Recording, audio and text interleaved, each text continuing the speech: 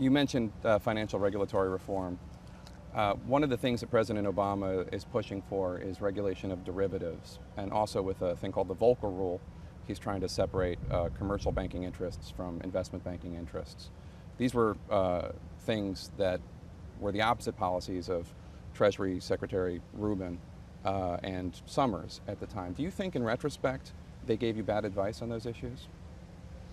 Well, I think on the derivatives, before the Glass-Steagall Act was repealed,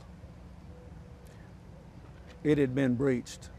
There was already a total merger, practically, of commercial and investment banking.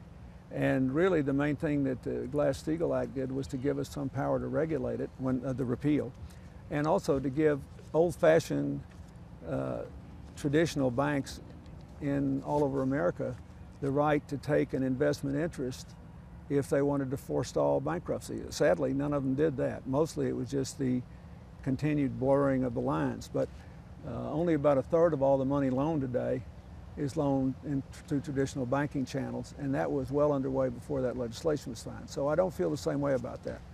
I think what happened was the SEC and the whole regulatory apparatus after I left office was just let go. I think if Arthur Levitt had been on the job at the SEC, my last SEC commissioner, an enormous percentage of what we've been through in the last 8 or 9 years would not have happened. I feel very strongly about it.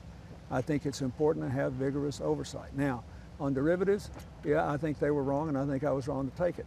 Because the argument on derivatives was that these things are expensive and sophisticated, and only a handful of investors will buy them.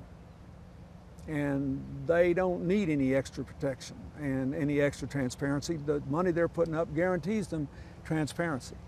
And the flaw in that argument was that, first of all, sometimes people with a lot of money make stupid decisions and make it without transparency. And secondly, the most important flaw was, even if less than 1% of the total investment community is involved in derivatives exchanges, so much money was involved that if they went bad, they could affect 100% of the investments, and indeed 100% of the citizens in countries, not investors.